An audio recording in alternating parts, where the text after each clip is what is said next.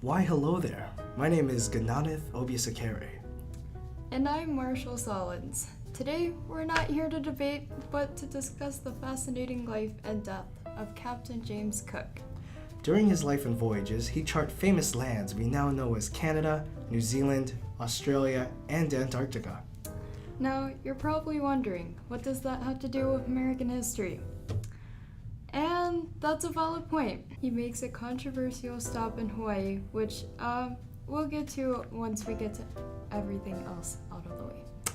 Well, let's get started, shall we? Captain James Cook was born in 1728. to what is now known as Yorkshire, England. He spent his upbringing under the apprenticeship of a Quaker sailor. The values of hard work installed him under the house would manifest themselves in his voyages. He participated in the 7 Years' War and ended up being relocated in Canada, where his greatest talents would be revealed. James Cook was a notorious perfectionist and became known for his sacrificial commitment to detail.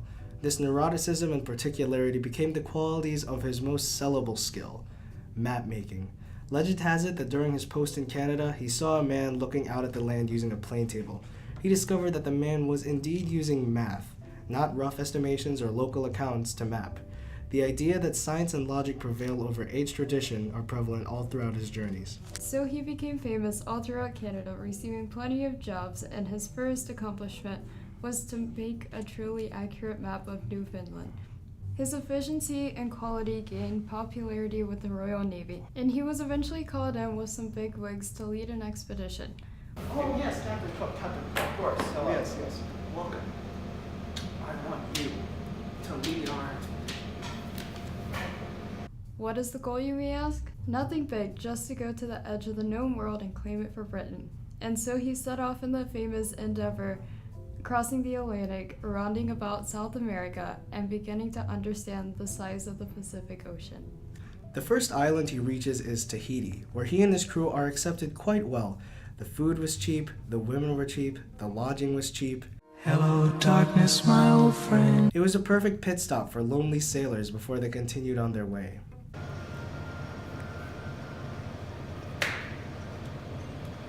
Hello, darkness, my old friend. I've come to talk with you. But we received most benefit from such of the natives as visited us daily. These, after disposing of all their little trifles, turned their attention to fishing, and we never failed to partake of what they caught. We also got from these people a considerable quantity of very good animal oil, which they had reserved in bladder. In this traffic, someone attempted to cheat us by mixing water with the oil, and once or twice, they had the address to carry their imposition so far as to fill their bladders with mere water without a single drop of oil in it. It was always better to bear with these tricks than to make them the foundation of a quarrel. With the help of a native named Tapaya, he combined Polynesian navigation with his own to reach the land of New Zealand. There he experienced a respectful at best, shaky at worst confrontation with the natives. A display of strength was shown from both sides, and both decided to respect each other until the Maori chief decided to steal Cook's sword and ended up getting shot. Cook famously covered the dead chief's body with the coat from one of his men. This is a dangerous precursor to several future interactions he would have with the natives. Despite these obstacles, however, he managed to chart all of New Zealand's 2 islands, and then turned his sights to a larger continent, Australia. With no natives in sight, he claimed all of the land for Great Britain and paved the way for a systematic destruction of all native Australians. Come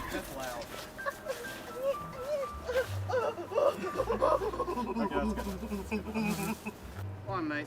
That's not cool, mate. You Aborigines are stupid. Mate, you kill all my family, mate. You can't Mate, do you're this. just a pawn in my game. Mate. I am the king. Mate, you gotta get out of here, mate. You don't Mate, belong I'll in send Aus- you to the outback. You don't belong in Australia, mate. Send you to the outback. I will bloom it on you. Outback. I will bloom it up. I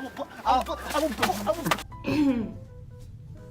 With all his success behind him, it was time to return home. But the guys weren't satisfied, so they said, "Okay, it's time to leave your family, Jamie.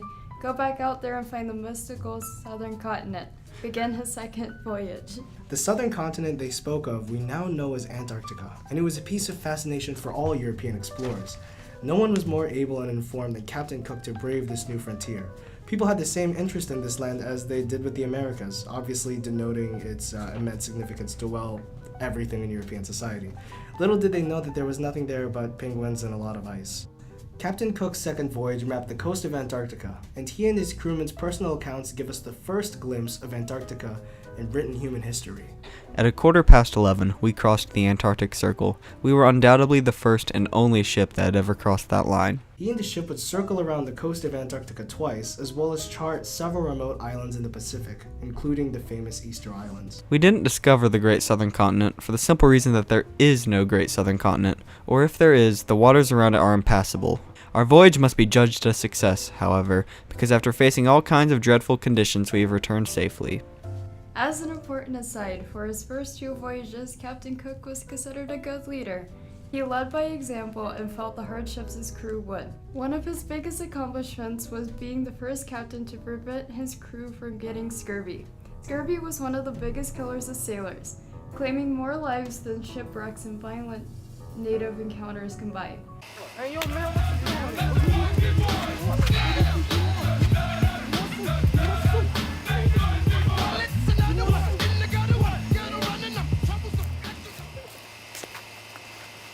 While they didn't know they needed vitamin C, sailors did know that fresh fruit prevented it. This is nearly impossible to come across while in sea, so Cook provided an alternative solution: sauerkraut. Yeah! When force failed to work, he used reverse psychology. The idea goes that if I look like I enjoy eating it, maybe they will too. And it worked. Captain Cook prevented scurvy in his crew. Captain Cook's second expedition was a success, and he has one more that will yet increase his fame. It's important to note that between his last 2 adventures, he didn't live with his family. Rather, he lived in a retirement home for sailors, and this appears to have taken a toll on his mental health. Nonetheless, he has arisen to star status among the world's greatest explorers, and the British task him with one more mission: the Northwest Passage. England had also been fascinated with this idea that a shortcut to China can be made by cutting across the north of Canada. They of course did this to sustain their obsessive consumption of tea. The only problem is that all maps of the Bering Strait in northern Canada are startlingly inaccurate, so Cook quickly became frustrated with the unreliability of his travels. Not only that, but northern Canada is exceptionally inhospitable. There are no islands of Tahiti to refill your ships to your heart's content. In fact, one particularly gruesome account lists Captain Cook as forcing his crew members to slaughter a herd of walrus for fresh food. The men found walrus fatty and disgusting and refused to eat it. Captain Cook cut their rations for a week. His sanity was quickly fading, and he came to embody the stereotype of cruel European colonists. His heinous acts include cutting native Polynesians' ears off, burning down a village in response to the ship goat being stolen, and beating the natives to death with an oar when they clawed their ships for mercy. The once open-minded and industrious captain finally saw that he could not win at everything in life, and called this a failure. On the way home, he stopped by Hawaii, where a fateful encounter would occur. Never before had Cook and his men been so gratefully accepted, even more so than Tahiti. A royal entourage comprised of religious leaders, chiefs, and whole canoes full of natives came in full embrace to these strangers and lodged them for 3 weeks. Their ships were resupplied and they were rejuvenated to make it home. When Cook went ashore, the people treated him as chief of the highest rank or as a god. The people of Kauai may have thought he was the god Lono returned. From Kauai, Cook sailed to the nearby island of Ni'ihau. He got yams and salt there. In return, he gave the people of Ni'ihau goats and pigs, as well as melon, pumpkin, and onion seeds. However, 2 weeks into their voyage home, one of their ships loses its mast and Cook's crew returns to the island for repairs. This is where everything goes wrong. This time, there was no warm invitation. The coast of the island was barren. Clearly, the Hawaiians did not want Captain Cook and his men there, and the accounts of what happened exactly are unclear at best, but we do know is that this sequence of events occurs for sure. Number 1, one of Captain Cook's ships is stolen. Number 2, Captain Cook holds the island chief hostage as ransom for the ship. Number 3, a fight emerges from aggression on both sides. And number 4, Captain Cook dies in combat. Now this is where Obi-Wan Kenobi and I differ. Yes. I think that Captain Cook was killed in a ritualistic murder of the fertility god by the natives. He was just at the wrong place at the wrong time, and the natives made an honest mistake. Meanwhile, I say it's because of Captain Cook's rash behavior, which we've seen demonstrate before. I think they were just retaliating against his violence.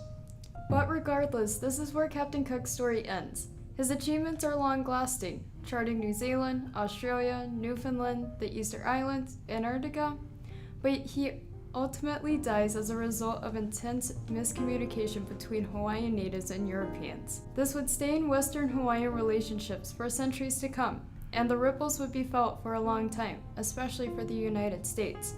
So, that's your connection to American history. I hope you enjoyed our presentation on the life, achievements, and death of Captain James Cook. Thank you for watching.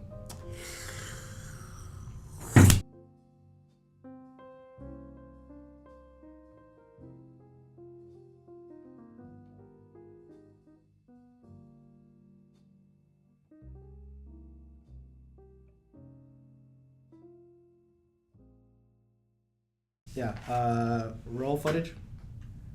Roll audio. ahead of the game. Oh man, dog.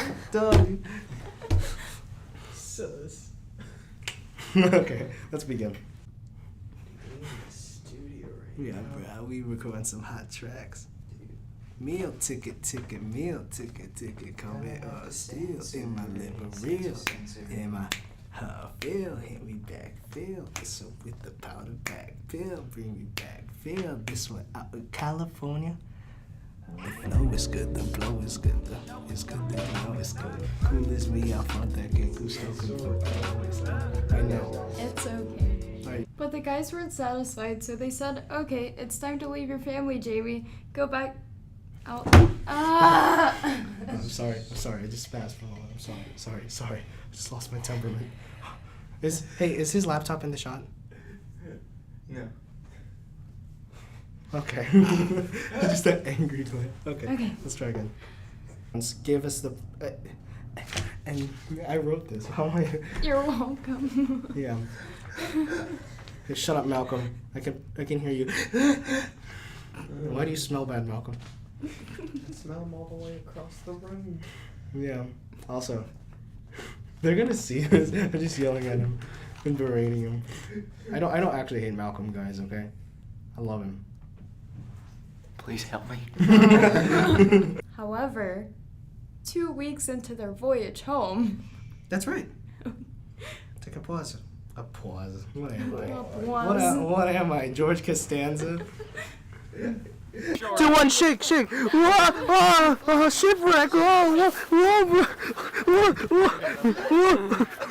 Okay, Malcolm, he said shipwreck, not. Right, we got. You know, it'd be nice if we got those leaves and we shot.